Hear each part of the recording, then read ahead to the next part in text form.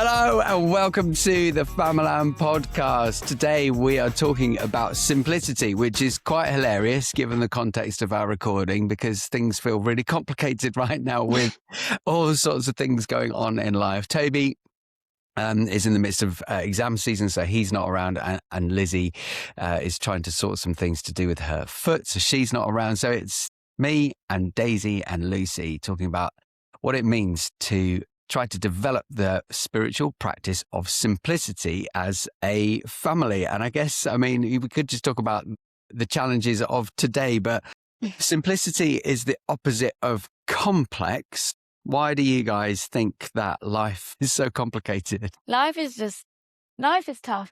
And I think sometimes we get this idea that being a Christian means that life won't be complex or life won't be tough.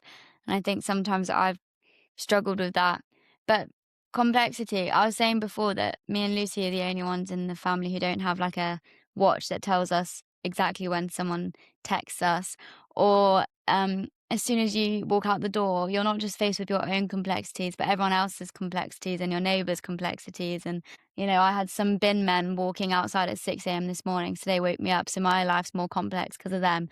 So you've got like your own complexities and then everyone else's complexities staggered on you. And so when someone says, "Oh, a life of simplicity," I'm like, yes, please. But sometimes I see the word simplicity and I think about a wellness retreat for 2 days and then you go back to your complex life. So I don't know. That's good. Well, maybe the two of you are the right people to be doing this recording with. If the status of not having a complex life is not having a smartwatch, then you two can do that. That is definitely I wish, not the status. not the case. Luce, what about you? Why do you think life's so complicated? I think, like Daisy said, there's just so many things that try to take your attention. And I think, honestly, it's just like a inability to prioritize, to be fair. I remember someone saying that, like, we have changed the word priority to priorities. Yeah. And making it like a... Daisy claiming that one. Are you claiming that?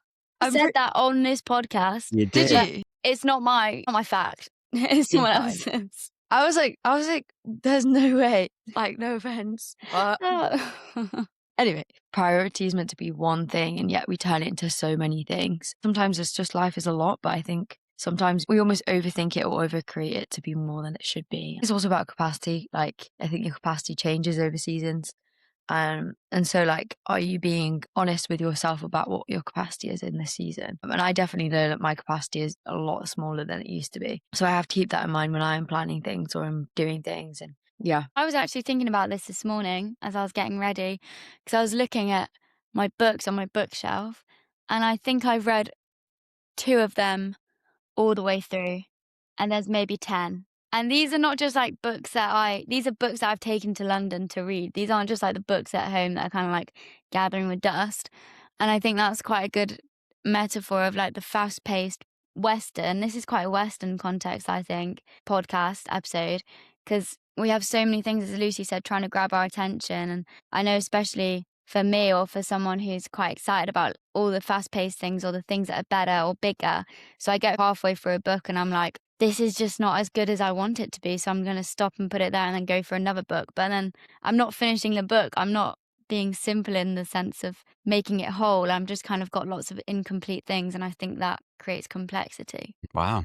That's a really interesting thought. It reminds me of when Lizzie and I visited Uganda. We went out with Compassion to visit the projects that they run out there and met a little boy that we sponsored at that time. And we had the privilege of not just meeting him at the project, but visiting his home. And I was deeply struck by how little they owned. I mean, obviously that's why he was part of the Compassion project, because he was one of the poorest kids in the village. But to see that level of poverty, like they lived a really, quote, simple life, but they had very, very few possessions.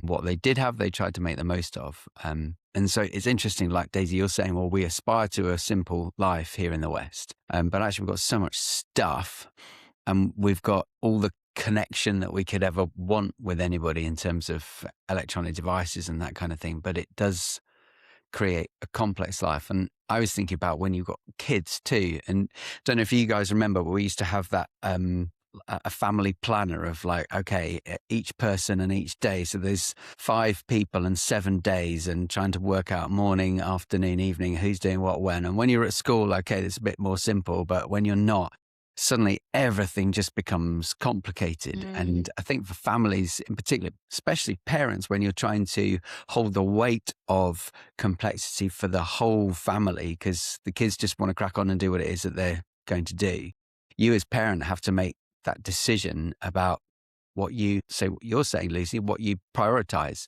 as a family. So, well, what do you think the Christian practice of simplicity means then? Is it the same as poverty? Does it mean getting rid of everything so that we can be a bit more like the family that we visited in Uganda? Or is there a way of embracing simplicity in the Western world?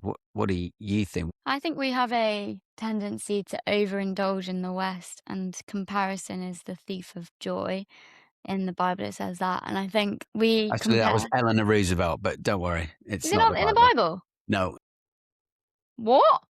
it's not in the Bible, but Which it's a one's the good thief quote. of joy in the Bible? Comparison is the thief of joy, is cited by from Eleanor Roosevelt. What Fact. the heck? People have been telling me for the last 5 years that that's in the Bible, and I just never did my homework. Tell me the verse.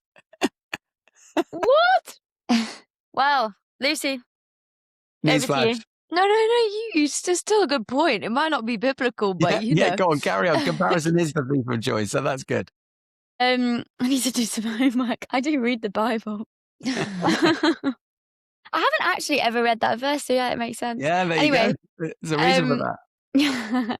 so I do think, even though it's not in the Bible, comparison is the thief of joy. And I think we have a tendency to overindulge. I don't think a simple life is kind of getting rid of everything and stripping it back. But I do think there is some aspect of kind of like goodness in that. Like, you look to the monks, and those are the people that I think who live a simple life. And obviously they don't have kids and they don't have the complexities of kids. But I do think they know what's important. Like Lucy was talking about prioritizing, and what is important is Jesus and holding on to that. So everything else fades away. So when you have that priority, the kind of clothes in your wardrobe don't take as much influence over your life, or the books that you have, or the kind of kitchenware that you want. You know, I don't know if that's a good response. No, I think it's a really good point. I think also, for example, Saturday I was feeling so overwhelmed. I was like, oh my gosh, what's my life? Like, what am I doing? You know, and like it's like a mental battle, it's a physical battle. Like, it feels so complicated. There's just so many layers to everything. I just was like, oh my gosh, I'm just done. Like, I just feel so overwhelmed. Don't know what's wrong with me. It just took me to be like, okay, I really need to relax and chill and actually take a Sabbath, because I haven't, and be intentional about resting. I did. I've slept for 10 hours. Guys, I feel amazing. Yes. My life is great. Sometimes like taking a step back and allowing yourself to almost just recuperate really allows you to just be able to see it for as it is. And I think often we overcomplicate it ourselves in our minds. And actually, when you strip it back, you look back at it and you're like, okay, I've had my rest. I've had this. I'm not stressed. What does it look like now? And actually, it looks a lot easier and a lot manageable. So I think a lot of it does depend also on how much you're probably sleeping. I think it's simple things. How much you're sleeping, how much you're spending time with Jesus. If I'm honest, I probably haven't really prioritized my like quiet time at the moment, which is probably why I've been so stressed as well. And I know that makes a big impact. And I didn't have my Sabbath. So it's all things that I think definitely I'm able to change. And I'm not saying that I've still not got a lot going on, but actually now I'm able to reprioritize things. I think it's hard for people pleasers. I'm definitely a people pleaser. But like, I think just like having your head, like, it's okay to cancel things. Yeah. And like, it's okay to rearrange, allowing yourself to be like, I'm okay to put myself first for a little bit if I need that. Because that's what I did yesterday. It feels great. I'd say though, Dad, as someone who's actually been a parent, it's all well and good me, Lucy, being able to take 10 hours sleep and cancel our plans. It's true. But if you've got 3 kids, like, how do you step back practically? If like a parent's listening to this and they're like, I need that simplicity, I'm overworked, I'm exhausted. Yeah. What would your advice be? I think as I was reflecting on simplicity, it is to do with distractions and feeling able to fit everything in that you're trying to do. So maybe that word priorities that you were using, Lucy. I think it's also having that awareness that some seasons are more stressful than others. Like we were talking last week a bit about the joy of holiday, when things are simple and it's all really stripped back. We don't have very much when we're out there camping, and we're not trying to cram loads of things into the day, and we're not distracted by our phones because we put them aside, or there's terrible reception or whatever where we choose to camp in Cornwall. So I think distraction is a part of it. I think priorities are a part of it. And I think just having a realistic assessment of where you are as a parent within your family life. There are just some seasons where it's really challenging. It is really complex. But I think having some simple patterns or rhythms that you're like, I know I can fit this much in. I know we can do that. And we're not trying to fill absolutely every moment, but there's some space. For example, at work, I was taught years ago the idea of having some white space in your diary, i.e., some time one day where there's a couple of hours set aside that is blocked out, not because you're not going to do anything in that time, but because you know that things are going to come up during the week. And so you've got a bit of a buffer time. So if someone says, oh, can I meet you for an hour? Instead of saying, I can't, my diary's full, you can say, yeah, of course, because I know that the work I was going to do in that hour at 11 o'clock on a Tuesday or whatever, I've got white space on a Thursday afternoon, which I can bump that into. And I think having some strategies like that, where we're not overpacking everything that we're trying to do, means that we're not overwhelmed by the complexity, but that we're still trying to embrace some level of simplicity in the midst of it is a complicated world. It's a complex environment that we live in. And one reaction could be, well, I'm just going to become a minimalist. I'm going to get rid of everything, all my stuff and all my clutter. And I would say, well, maybe you don't need to do quite that. I mean, Jesus did say, sell everything you got and give to the poor. And perhaps that's a compulsion towards that idea of simplicity, is like, what do you actually need to be able to live the life that God's calling you to live? Well, have that. And you don't need much more beyond that. So I wouldn't say simplicity is not about having nothing. I don't think it is trying to get to that level of poverty, perhaps, that I experienced with that family in Uganda. It's more about making room, I think, for what matters most in life. That's so interesting. It really reminds me, I went to a family's house for dinner after church yesterday, or for lunch, and they have a 3.5-year-old and a 6-month-year-old. And this couple, they live in London, so, property crazy, but they live in this lovely flat that's not big, but it's enough. And they had homemade bread, and they'd made their soup, and they didn't have a TV, and they had books that talked about history, and they didn't have loads of toys, but they had toys that were good and that they played with their child, Yeah. the 3-year-old, and they just listened to her, and she sat at the table with us. But I just think when we left, Ayomi, my fiance, said to me, oh, you can tell that they've thought about everything. When you were speaking about it then, Dad, they were intentional. And I asked them, what does a normal weekend look for you? They said, oh, well, on a Saturday, we'll do something local, or go to a museum, or do something different. And then on a Sunday, they just go to church, and they'll have the afternoon, and they'll intentionally play with their daughter. Even when we were there, I said to them, oh, let us know if you want to kick us out, because we're just here. And we stayed for 4 hours. And I remember I just was like, this is so odd. Normally I've got something to go to or somewhere to be. And it just felt like a step back, and being content with what they had and enjoying each other's company and being grateful for that. That felt like a life of simplicity. Yeah, I think you're right. Contentment's got quite a lot to do with it. And also attention. Mm. You talked about smartwatches and things, but I think screens do have quite a lot to answer for in terms of us feeling like things are more complicated than they necessarily are, because we're trying to squeeze stuff in, not just the notifications that come through where we're trying to answer all these different things, but also the time that we then spend where we could be doing. I'm not saying every moment we're living we should be being productive. I'm not suggesting that. I'm a bigger fan of reels as anyone, but life can feel complicated and pressured because we've spent perhaps more time than we intended to on reels or whatever, and we've got sucked into a vortex of social media where we can't get out. And I wonder whether screens do add to the complexity of life. And we've talked a bit about that in previous episodes, haven't we? How screens can impact that. I relate to so hard at the moment, because I I basically deleted Instagram off my phone. So I deleted TikTok and then I deleted Instagram, and I was just like, I need a break. I was just feeling like overwhelmed, just comparing everything too much. And I just was like, I need to get off. So I got off, and then so I tried to re-download it like literally the other day. And I was like, I'm just slipping into the same patterns. And like all of this time that I'm using on my like phone that doesn't feel like needed, I could be doing something else. It almost feels more stressful being on it. And I was like, this is just, I'm just not enjoying this. Like if I actually look at the deep root of it. So I just deleted it again. I actually feel so much better because of it. I've not deleted it fully because I still have it on my iPad. And if I want to catch up with things, I'll go on my iPad, etc. But I have realized that it might just be a me thing, but it definitely has caused me way more like that overwhelming feeling.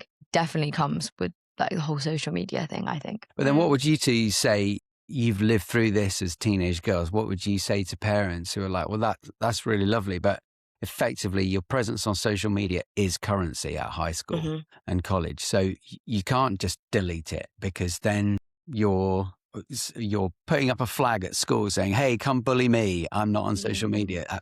How would you suggest that parents could walk that through with their teenage kids? I think it's tricky because when we were at school, the kind of addictive nature of social media wasn't there as much because reels weren't a thing. Like social media was looking at your friends, and even that was tricky enough. Except Musically. Musically did exist.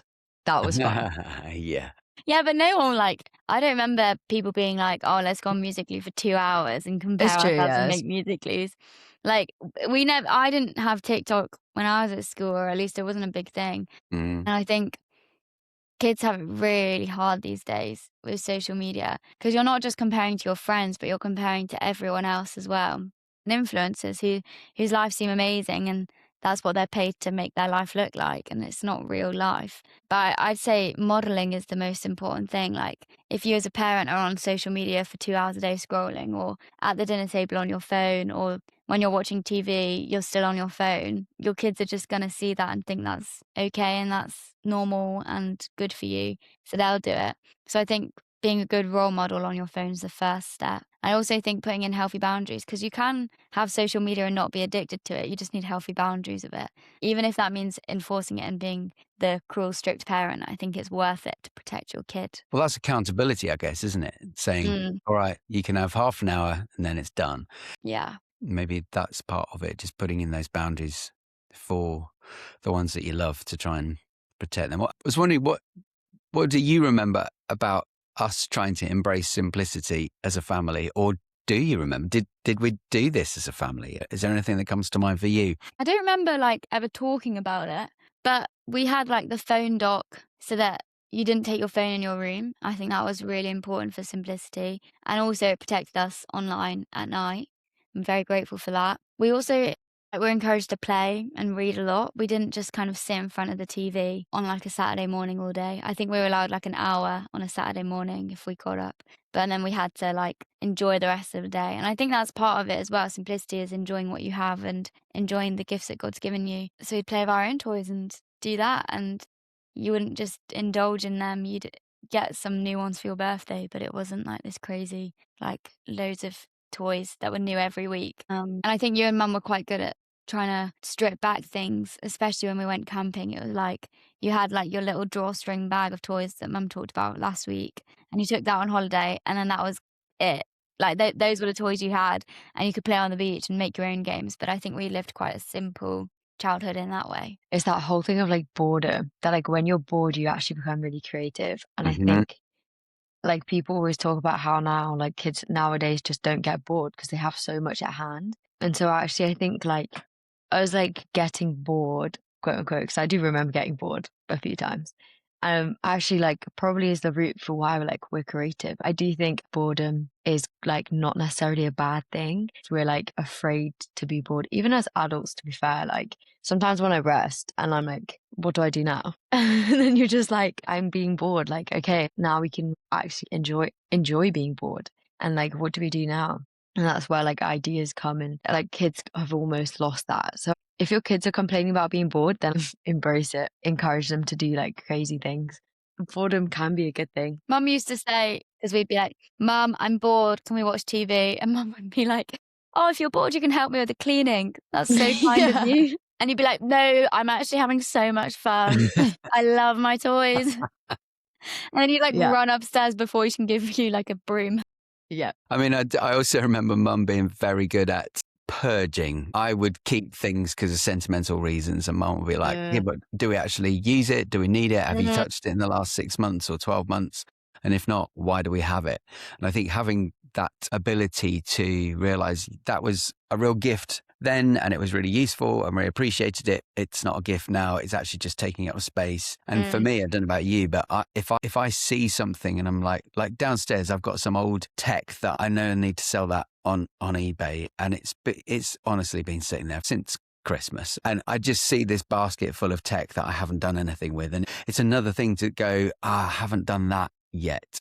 And what I love about Lizzie is the way that she's like, right, well, let's just get that done, sorted. And at times it feels stressful because you're like, oh, that's just another thing to add into my life. But the result is that thing that was creating that stress is now dealt with and done. You don't need to look at that stuff anymore because it's been sold or it's been thrown away if it's not sellable or reusable, whatever. So I think being able to really know what it is that you actually need and having that. So I think simplicity is a lot about being content with what you have rather than always aspiring for more. I remember particularly deciding with Lizzie, we want to live in a house that we can afford to pay the mortgage on just one salary because we want one parent to be able to live at home, to be with you kids before and after school. And that was a choice of simplicity in a way, because we could have bought a nicer house, a bigger house, but it would have meant that both of us had to work full time. We made an intentional choice not to do that, but it meant that we lived in a smaller house than some of our friends and not quite as nice a house as some of our friends. And we had to wrestle with some of the jealousy and comparison that came from that too. That was not always easy, but I think it was a choice towards simplicity to try to learn to be content with what we've got, and put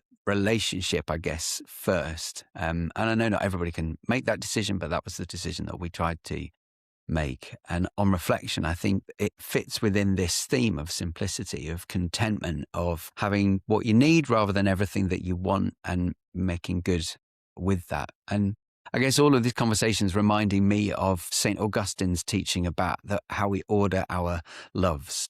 Augustine would talk about sin being disordered love, when our loves are in the wrong order. And actually, when we get them the right way round, then we get to live at peace. We get to live in the freedom that God has for us. And so in the midst of all this conversation about simplicity, been thinking about what's one practice that you might do as a family. A couple of suggestions based on what we did. We've talked about family night in terms of Sabbath, but that's another way of being simple. The intention being putting phones down and not having them. Or if you have heard us talk about the dock, Daisy mentioned it a little bit earlier for our phones, where we charge them. We used to put our phones in the dock overnight, but perhaps you could do that over a mealtime as well. Maybe choose one meal a week where you're all together choosing to be present to one another without the distractions of a screen. And just wonder if there's a question that you as a family could ask, like, what's one thing that we could remove from the busyness, the craziness, the complexity of our lives that wouldn't have a massive detrimental effect, but that would create a slightly bigger buffer for us to be able to feel like life is a little bit more simple, a little bit less stressed, a little bit less rushed. So there's a thought about some practices that you might put into place and consider as a family. Next week, we are talking about the practice of generosity. So I hope you can join us for that then. As ever, if you've got any questions or comments, we'd love to hear from you. Email us at hello@famalampod.com, or on Instagram, it's @famalampod. Of course, Lucy won't see that because she's not on Instagram at the moment. But if you are, we'd love to hear from you. And we hope you have a wonderful, simple week. God bless you. Bye. Bye.